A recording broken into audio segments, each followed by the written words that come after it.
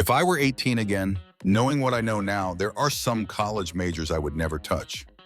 Not because they're stupid, not because the people who study them are lazy, but because in the real world, these majors don't protect you. They expose you. When you're 18, everyone lies to you nicely. They tell you to follow your passion, to study what feels right, to trust that things will work out. What they don't tell you is that student loans don't care about your passion, and the job market definitely doesn't. The first majors I'd avoid are the ones that sound impressive but mean nothing on a resume. General communications, broad business degrees with no specialization, liberal arts without a clear technical or professional direction. These degrees don't answer a simple question employers always ask. What can you actually do? Then there's psychology, and this one hurts people the most.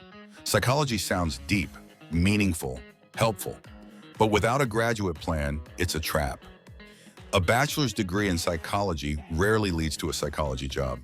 It leads to unrelated work, low pay, and the realization that you need even more debt just to use the degree you already paid for.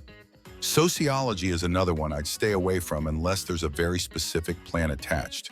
The problem isn't the subject, it's the outcome. Employers don't hire ideas, they hire solutions. And vague social analysis doesn't translate into clear job roles. Then there's the biggest lie of all. Any business degree is a good degree. That used to be true, it isn't anymore. A generic business degree without finance, accounting, analytics, or operations behind it is just expensive motivation. Companies don't need more people who understand business. They need people who can run part of it. Here's what all these majors have in common. They don't fail immediately, they fail slowly.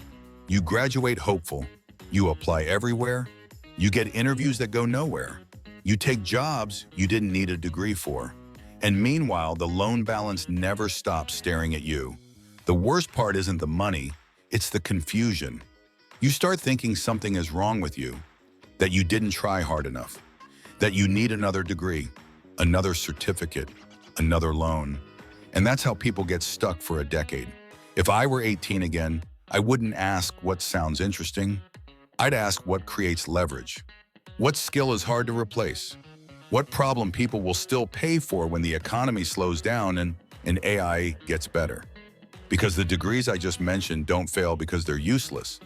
They fail because they don't protect you in a competitive system. And in 2026, protection matters more than passion. If this video makes you uncomfortable, good, it should, because the worst mistakes are the ones that feel safe at the beginning. There are college majors people love to mock, majors that don't sound impressive, majors that don't make your parents proud at dinner, and somehow these are the majors quietly winning. These are the paths nobody brags about, because they don't sell identity, they sell outcomes. Take engineering. People call it boring, too hard, too technical. That's exactly why it works. When a system fails, an engineer fixes it. When something needs to be built, measured, or optimized, engineers get the call. It's not about passion, it's about usefulness. And usefulness gets paid. Then there's computer science. Not the influencer version, the real one. Long hours staring at problems that refuse to make sense. Debugging. Breaking things, rebuilding them. I didn't kill this field. It exposed the people who never truly learned it. The ones who stuck with it are still in demand, and they will be for a long time. Healthcare is another path people underestimate. Nursing, imaging, specialized technician roles. It's stressful, it's demanding, but it's real. You can't automate a nurse out of a hospital. You can't outsource patient care to a chatbot. The work is hard, and that's why it survives.